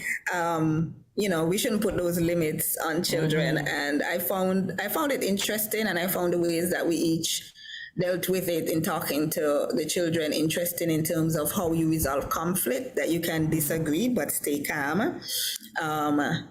So I wrote the story down based on those experiences all the way back in 2017. I actually got the publishing done during pandemic times when we were all sent home and working from home. Now and again there was a lull, and I was able to find an illustrator who's from Haiti, and so I was very happy to work with another Caribbean person. And I I've had really good response to the book so far. Great, congratulations on that. Pink is for boys, definitely something to check out. Willa, I wish we had more time to talk, but you know what? The information that you shared today is definitely enlightening. Your personal experiences, the things that you took away, and the things that we are able to take away because of our time with you today. If you could just grant me the opportunity to just say one more thing that I still think Caribbean countries can learn from the experiences of Black America. I think learning from other societies is really important when we start talking about wealth and poverty, because what was happening here is that a lot of the times the government policies deliberately created an environment where people could not thrive. And, you know, they made a lot of people dependent on welfare and handouts. And it was really about class, because it wasn't just Black people. It was people of all races, including white people, that they considered undesirable. And it's a structure that's designed to keep majority of people poor and grateful for you on handouts. So when we as countries are thinking about how we build our poverty reduction strategy, we have to think about whether we're investing in a climate where people can thrive, or if we're making people dependent on handouts. And help and assistance is great if it's part of a wider policy that enables people to thrive. But if it's not great, if it's going to just keep people in the same position all the time and hoard all the opportunities and all the wealth to as one set of people rather than advancing society as a whole. So there's still a lot to be learned from intercultural exchange. Well, that's a very solid point, Willa, and your work on multicultural environments, intercultural understanding is so very important. We want to thank you for sharing it with us today. It's been an absolute pleasure speaking with you, Willa. You see, I'm saying Willa, pleasure. You get it. That's right. Indeed a pleasure. Definitely a pleasure, Willa. Thank you so much. More Good Morning SKN in a moment. Stay tuned. Call and say, hello, Miss Lee. Yes, it's me, Earthquake. I coming Tuesday around 10. No, sir. Earthquake does arrive unannounced. And when it come, it shake all sense and sensibility out of we. Remain calm, stay inside, and do the DCH. Drop, cover, hold on. Once the shaking starts, you know it's earthquake. Make a quick move to a safe place. Don't run to the door, we are in the exit. Stairs might block up or full of people. Elevator, avoid that, because you might get in and poof, power gone, and you're stuck in that box without ear. Take cover under a strong table or a bed, or crouch against an inside wall or in a corner, and cover your face and your head with your arms. Remember, DCH, drop, cover, hold on. Glass windows and doors, outside walls and doors in an earthquake, bad news. Take care of yourself. Most injuries during earthquakes happen when something drop and hit people entering or exiting a building. Last thing, nobody run outside and ask, you feel it, you feel it? Remain calm, stay indoors until all the shaking stop, and do the DCH, drop, cover, hold on.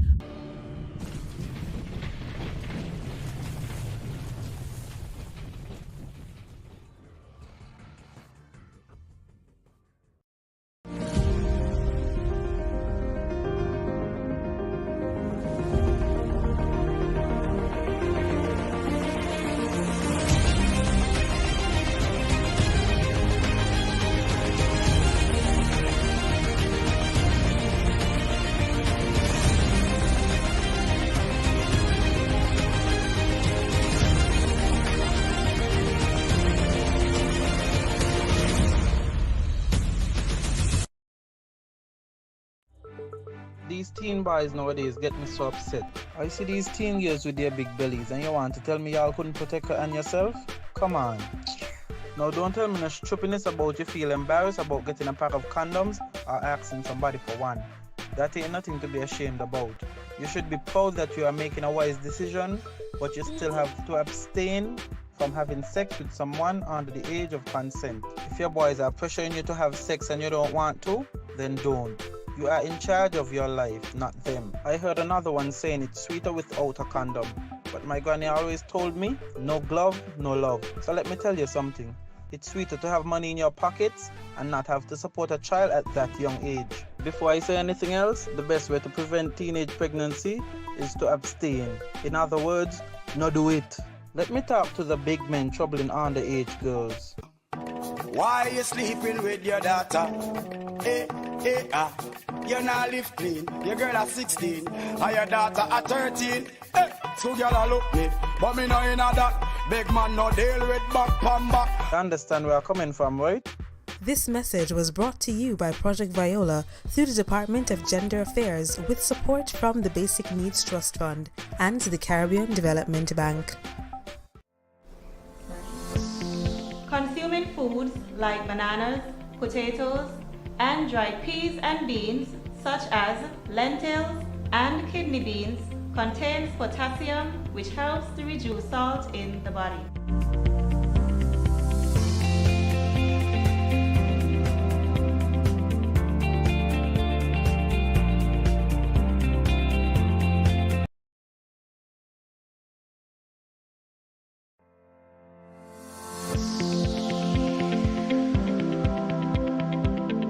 Consuming excess salt can lead to heart attack, high blood pressure, and even stroke, and other health-related conditions such as kidney disease.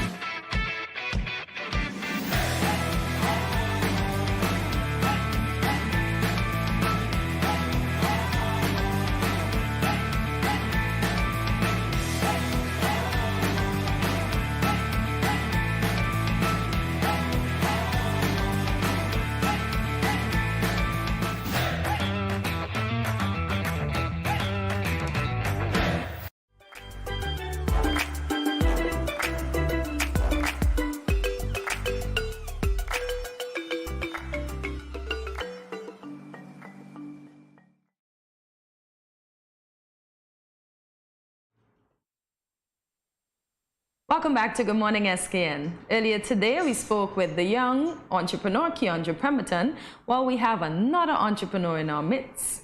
Marsha Mills is the owner of Sugar Mills Catering Services and also M's Creative Designs, which provides all its clients' jewelry and accessory needs. To find out more about these pursuits, let's welcome Marsha to Good Morning SKN Expression. Good morning, Marsha, and welcome to Good Morning SKN. I love it. Fashion and food. F&F. So how did you get into catering and fashion? Well, for years, my family members, my mom and my aunts, they always cooked for everybody. At Christmas, my mother would give Christmas gifts, fruit cakes as Christmas gifts. Yes, so I decided to take it a notch further when it started in April of '97. I was getting married that year, and I wanted to find a way to make some extra money. Okay. So I actually got divine intervention. Yeah, I prayed about it, and my answer was from God, you have a talent, you know, to bake. Your mom could bake. Use what's in your hands. And that started it off. I ventured into Mother's Day. Mother's Day '97, which was an overwhelming success. That's good. And then it took off from there. In 2004, when I left the civil service, I gave the company a name, which was formerly DMM's Catering Services. And in 2021, we named it to now Sugar Mills Catering. Yeah, we have done so many things, and at different stages of the business, growth, back and forth, COVID. Yeah, that year. Yes. And with the jewelry now, I've always had a love for jewelry, for creative, anything creative. Okay. So in 2018, a friend of mine, I saw her pieces. I discovered her pieces made out of resin epoxy, and it sparked my interest. So I went onto YouTube and I did some research, and I ventured out and started doing it myself. Okay. But I took it a step further, not only just doing that, but I also did,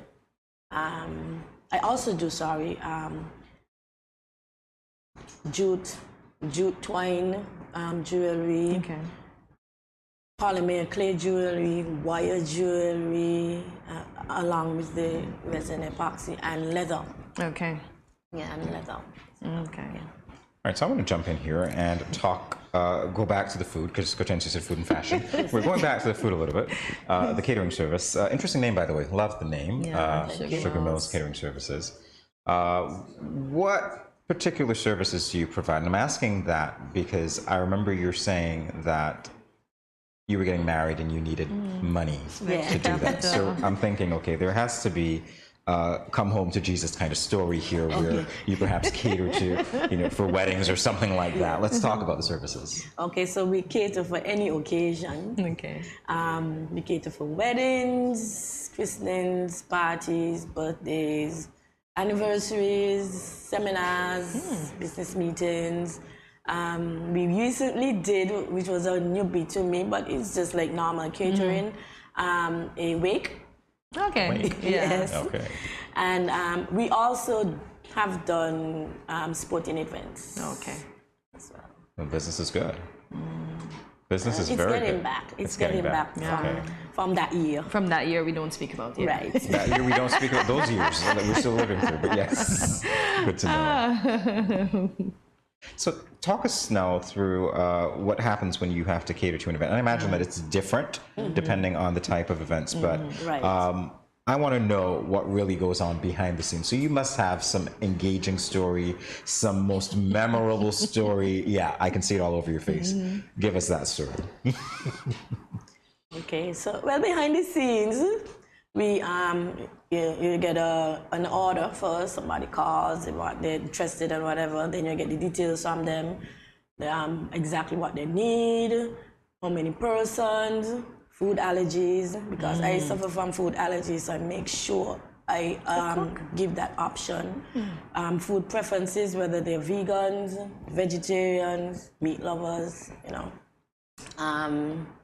I also after that we would work out budgets. No, some people would tell you this is what they have, and I'm a bit softy in that I would ask them, what is your budget? What do you have in mind? What do you want to spend? So when they say that, when they tell me what they want to spend, then I'll work around that. Because everybody does not have it. And sometimes you just want to help out somebody, bless them, to help them to feel good and to help to bless somebody else. After that, we work out location. We work out time.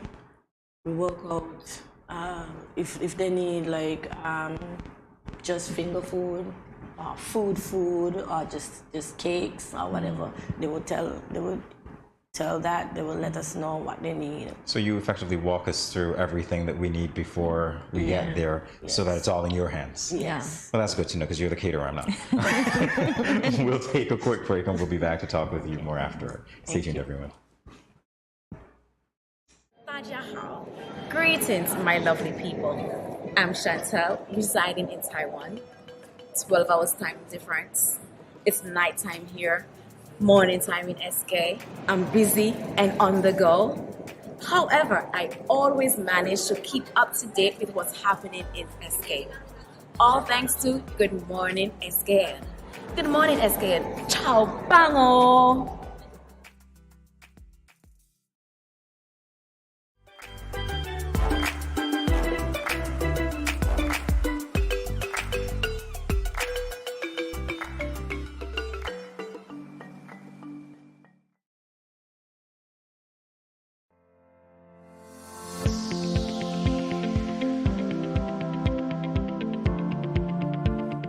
If you gradually use less salt, you will gradually want less salt. Eating less salty foods will reduce your cravings for salty foods. Let's get salt smart.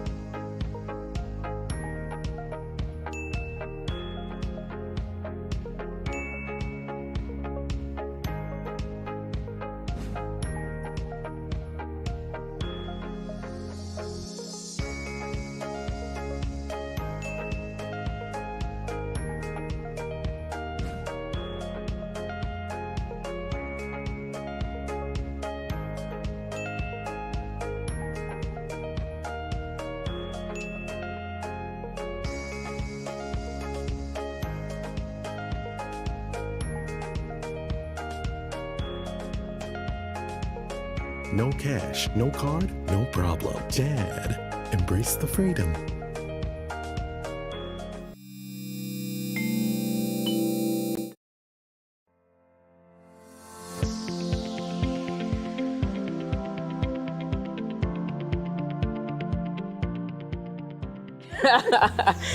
Most people consume excess salt from processed foods, such as snack foods, processed meats, instant meals, and condiments. Instead, use fresh vegetables, ground provision, fresh meats, and natural herb seasonings, just like our grandparents did, and just like you did with this soup. We are Salt Smart.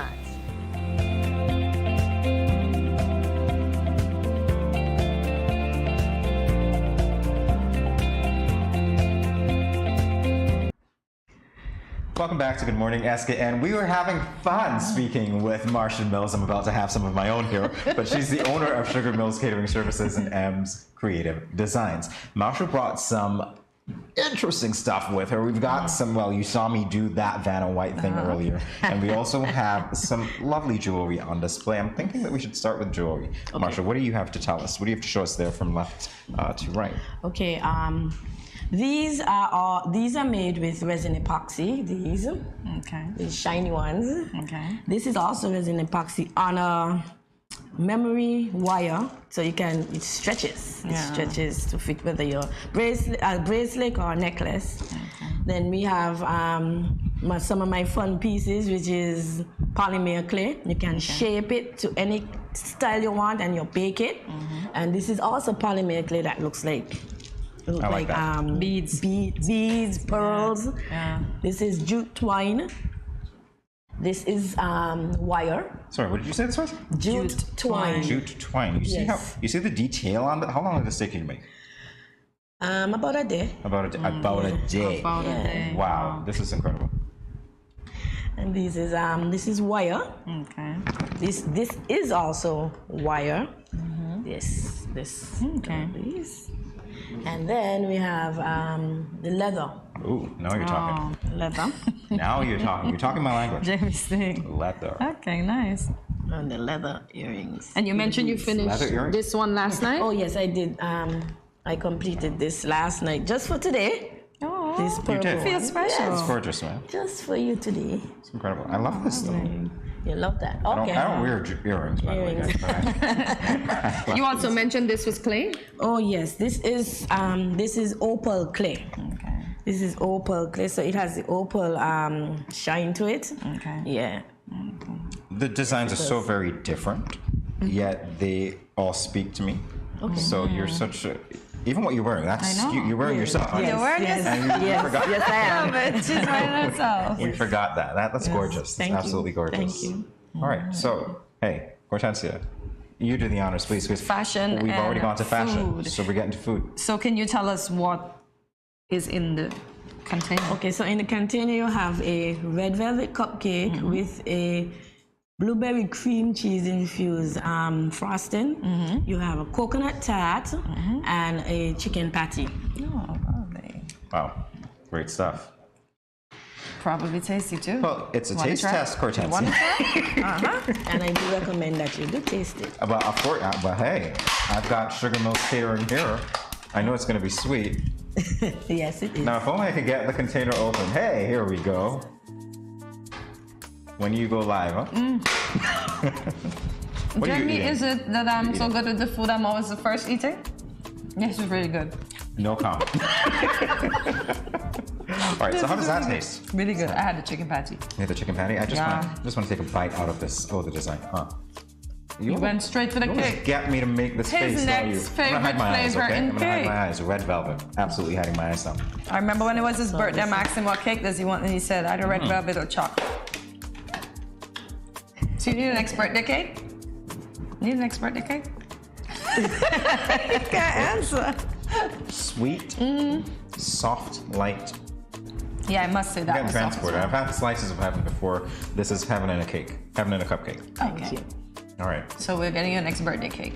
You're gonna be next birthday cake? Yeah, heaven in a cupcake. How do we reach you? Let's talk about that. Because all the people have birthdays, so we're gonna talk. How do we get in touch with you? Okay, so you can get in touch with me at 766-3433. We are located at New Road Housing Development. I have a poster. I have a poster that I will show to you. Okay. I also have an Instagram page for the jewelry, which is M's Creative Designs, and it's also on Facebook. You can reach the catering, but unfortunately, it's still on the D&M's catering services. I just wouldn't get it changed. Okay. So D&M, yes, that's what we Facebook look just for. not working it. Yeah. Yes. Well, that's what we're gonna look for. D&M catering. Thank you so much. You see, I'm not gonna put heaven on my hand now. It's here. You brought a little bit of heaven to me today, so I thank you so much for that. It's been our pleasure. Yeah. Absolute lovely designs, everyone. I'm guaranteeing you need to check this out. Yeah, you're gonna love it. You're welcome. Thank you very much. And the food as well. Delicious. Yeah, you're the food. I'm cracking up. We'll be back with more fashion. Good Morning SKN. Stay tuned.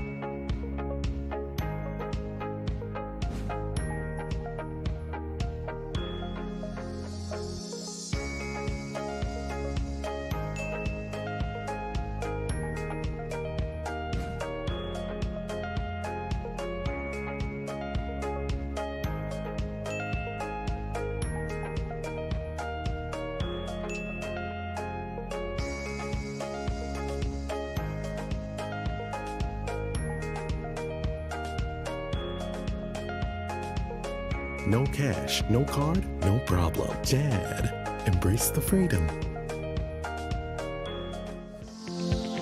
You can lower your salt intake by reducing salty foods, removing table salt, and using salt alternatives when cooking.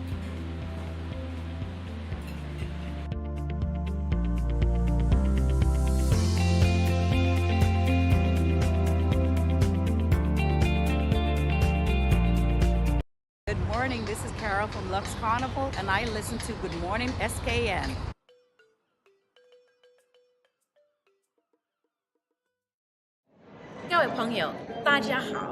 Greetings, my lovely people. I'm Chantel, residing in Taiwan. 12 hours time difference. It's nighttime here, morning time in SK. I'm busy and on the go. However, I always manage to keep up to date with what's happening in SK. All thanks to Good Morning SKN. Good morning SKN. Ciao, bango.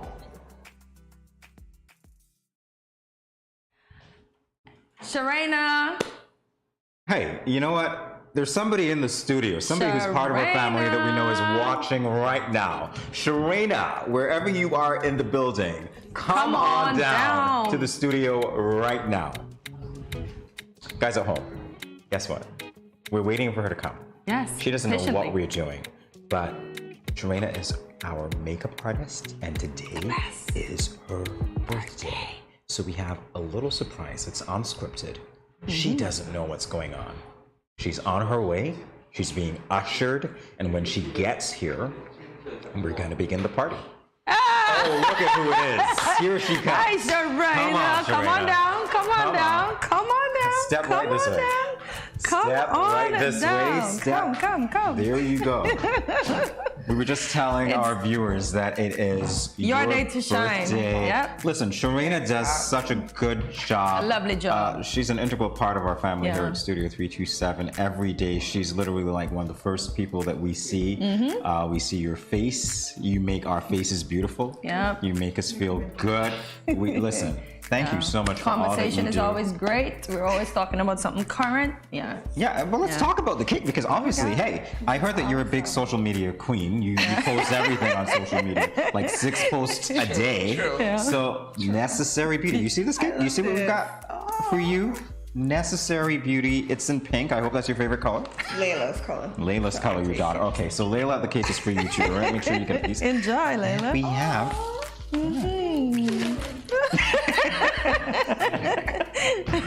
Listen. Thank you, guys. Hey, you're so very welcome. I'm glad we're finally getting you on camera for longer than like 2 minutes with us, because I don't know, something tells me that somebody's trying to steal you away from us. They can't steal you away from us, can they?